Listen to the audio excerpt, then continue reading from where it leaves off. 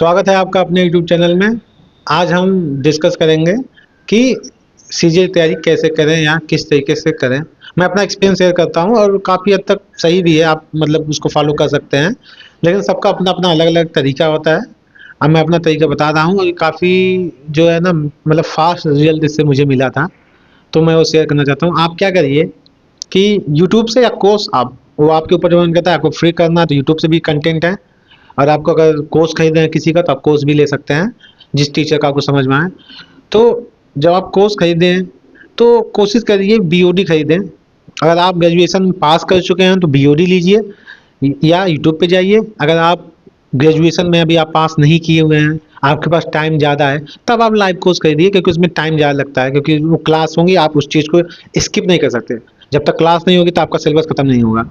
तो क्या करिए कि जल्दी से जल्दी, ज़्यादा से ज़्यादा या जल्दी से जल्दी आप क्या करिए, सिलेबस को कवर करने पे ध्यान दीजिए कि सिलेबस आपका कैसे कवर किया जाए। गो थ्रू हो जाइए एक बार, कि आप थोड़ी प्रैक्टिस कम हो जाए उस सवाल उस चैप्टर पे, थोड़ी प्रैक्टिस कम हो जाए चलेगा, लेकिन सिलेबस आपका जल्दी जल्दी कवर करने की कोशिश करिएगा। अगर आप पास आउट हो चुके हैं या आप फाइनल ईयर में हैं और आपको अगला 6 महीने 7 महीने में आपको अटेम्प्ट देना है, तो आप क्या करिए, सिलेबस को बहुत तेजी से खत्म करने की कोशिश कीजिए। परसेंटेज टॉपिक है, मिक्सचर टॉपिक है, तो ऐसा नहीं आपको सवाल लगाना है 100 नहीं। टीचर एक तो सवाल खुद लगवा देते हैं। जब आप बैच लाइव में या बीओडी में या आप यूट्यूब पे जाएंगे तो टीचर खुद प्रैक्टिस कराता है। बाकी आप क्या करिए, कुछ कुछ ज़्यादा नहीं, 20-30 सवाल 40 सवाल ऐसे कुछ और लगा लीजिए, क्योंकि पहले तो आपको कॉन्सेप्ट सीखना है। आप मेनली फोकस करिए कि आपका मैक्सिमम सिलेबस कवर हो जाए, आप कॉन्सेप्ट मैक्सिमम सीख चुके हो। बाकी वो तो प्रैक्टिस आप अनंत काल तक करते रहिए। सवाल अलग अलग लेवल के आएंगे, अलग अलग टाइप के आएंगे, वो टीचर सब करवाता है, वो डिफरेंट डिफरेंट टाइप के। बहुत बहुत मन करता है आप एक दो चैप्टर वाइज मॉक भी दे दीजिए, एक दो मॉक सेक्शनल या चैप्टर वाइज बहुत है।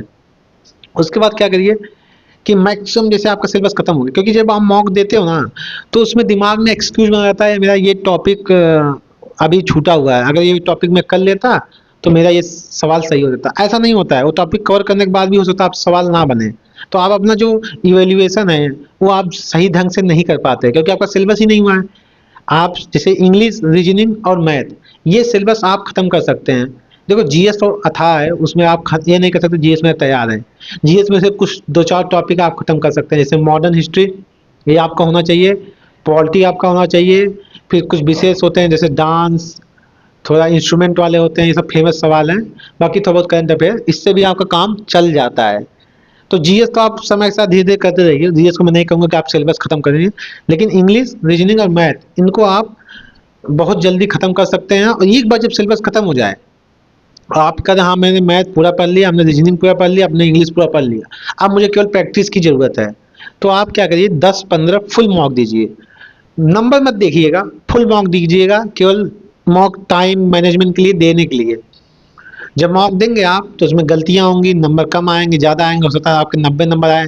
जब मैंने पहली बार मॉक दिया तो मेरे 94 या 104 नंबर आए थे, और शायद 8-10 मॉक में ही 120-125 पहुंच गए थे। तो ऐसा नहीं है, धीरे मॉक देंगे। लेकिन मैंने नंबर नहीं देखा कभी, मैं देखता था गलतियां क्या हो रही हैं, या मेरा वो नया सवाल है या नए तरीके का चीज़ है, मेरी पढ़ी हुई चीज़ है या नहीं पढ़ी हुई चीज़ है। अगर पढ़ी हुई चीज़ है तो भाई मैंने अपना नोट्स पलटूंगा कि मैंने वो चीज़ क्यों नहीं सीखी, मैं क्यों भूल गया। और नई चीज़ है तो उसको नोट्स में उस चैप्टर पे, अगर रीजनिंग का है तो उस चैप्टर में, अगर मैथ का है तो उस चैप्टर में जाके ऐड करेंगे, इंग्लिश का है उस चैप्टर में जाके ऐड कर देंगे कि हाँ भैया यहाँ पे मैंने ये नई चीज़ सीखी, जो मैंने एक बार सिलेबस खत्म की थी तो मैंने ये चीज़ नहीं पाई थी। तो धीरे धीरे आपका जो नोट्स है वो प्रॉपर बढ़िया हो जाएगा। दूसरा, आपको चीज़ें दिखने लगेंगी कि आपको मेमोरी पावर, आप भूल तो नहीं रहे हैं। तो आप क्या करें, नोट्स को जब पलटेंगे ना तो आपका जो रिवीजन भी होता रहेगा। तो ये मैं क्या बोल रहा था इनडायरेक्टली कि आप सिलेबस खत्म करिए। उसके बाद जब आपके मॉक में नंबर नहीं बनेंगे तो आप क्या एक्सक्यूज देंगे कि मेरी मेहनत में कमी है। आप तो ये नहीं कर सकते ना कि मैं वो चैप्टर पढ़ा होता तो मैं ये कर देता, क्योंकि आप तो पढ़ चुके हो। आपका एक्सक्यूजेज जीरो हैं, क्योंकि आप इंग्लिश, रीजनिंग और मैथ ये सब खत्म कर चुके हैं। अब आपको प्रैक्टिस की ही ज़रूरत है, आपको पढ़ने की ज़रूरत नहीं है। मैंने जब मैंने पहली बार एसएससी की तैयारी किया था तो मैंने अगस्त अगस्त या जुलाई के 15-20 अगस्त के आसपास शुरू किया था, और मार्च में मेंस था। तो 7-8 महीने में मैंने 314 नंबर थे, उधर सिलेक्शन हो गया था, 2400 ही मिला था, लेकिन हो गया था। और मैंने सेम रूटीन फॉलो किया था। मैंने तो यूट्यूब से पढ़ा था, कोई कोर्स भी बाय नहीं किया था, क्योंकि कोर्स में वो लाइव पढ़ाते हैं, वीडियो पढ़ाते हैं तो टाइम लगता है। और मैं अपना यूट्यूब से डबल स्पीड में देख के, और नीतू मैम की वॉल्यूम बुक और रानी मैम की इंग्लिश फॉलो कर करके वो वहाँ से काफ़ी अच्छा हो गया था।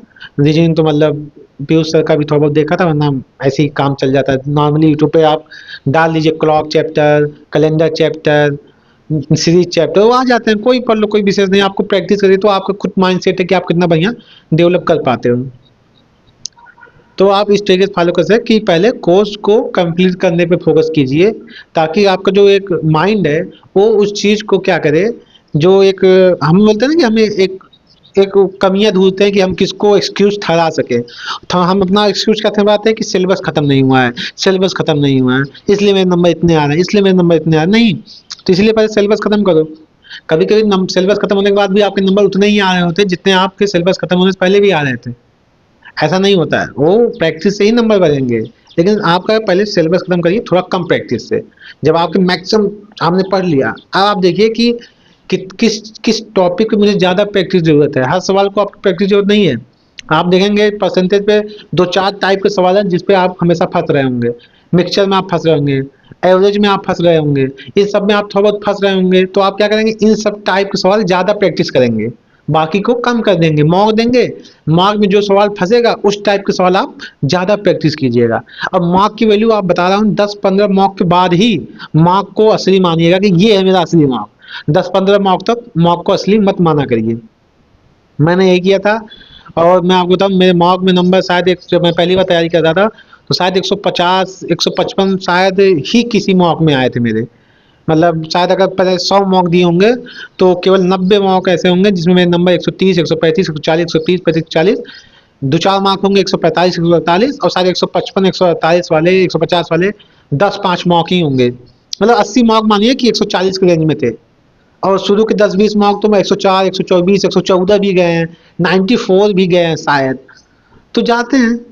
अभी मैंने दे रहा था मॉक इस बार जो एडिटिव पैटर्न का था, उसमें मेरे 92 भी गए थे मॉक में, 124 भी गए थे। इस बार में 321 320 करीब नंबर है। तो ऐसा नहीं है, मॉक से मॉक होता है एनालाइज करने के लिए, आपका टाइम मैनेजमेंट करने के लिए। उससे आपका सिलेक्शन नहीं होगा।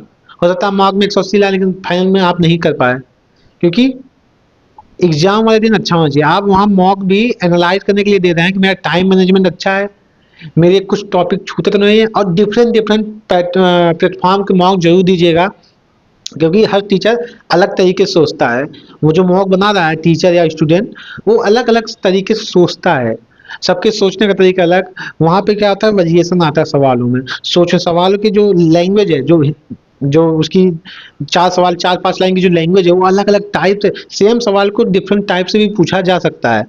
तो उससे आपकी सोचने की क्षमता बढ़ती है, आपकी जो दिमाग का लेवल बढ़ता है। तो आप जब एग्जाम में जाते हैं, कोई नया सवाल आता है तो आपको अजीब नहीं लगता, क्योंकि आप डिफरेंट डिफरेंट सवाल डिफरेंट डिफरेंट टीचर से मॉक पढ़ो, एक टीचर से, लेकिन मॉक कम से कम 3-4 प्लेटफॉर्म से जरूर लगाइए।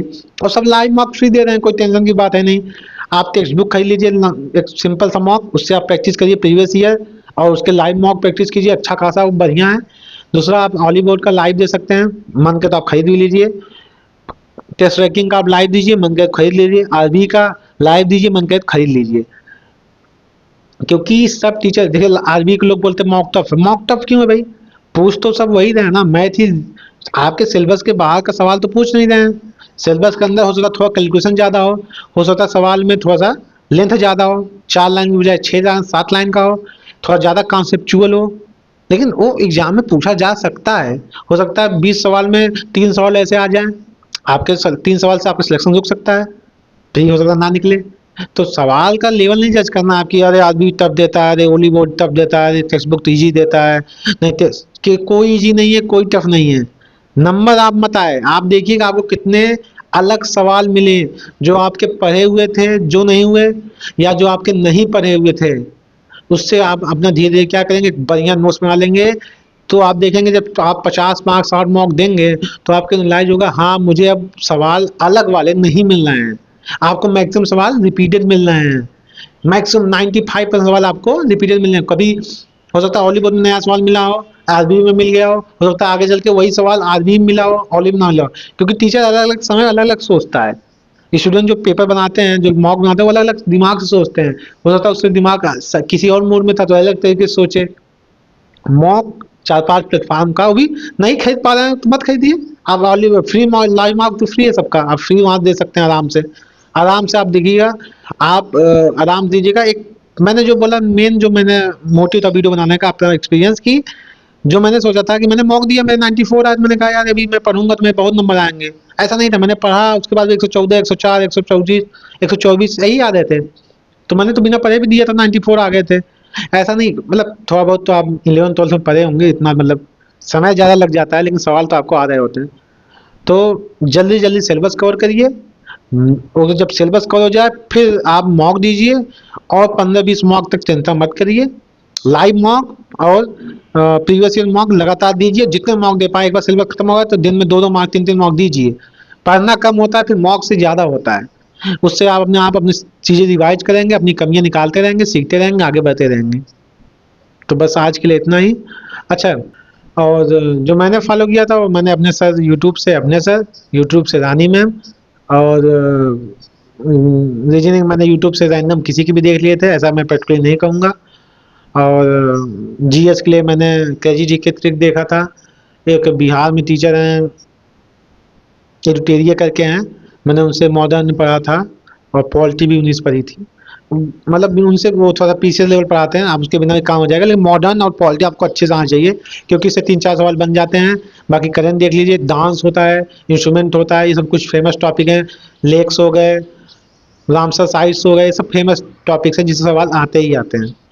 तो मैंने ये सब कर लिया था, तो ठीक ठाक नंबर थे। जीएस में बहुत ज़्यादा नंबर नहीं थे, लेकिन ठीक थे। तो आप ये कर सकते हैं। तो बस आज के लिए इतना ही। धन्यवाद।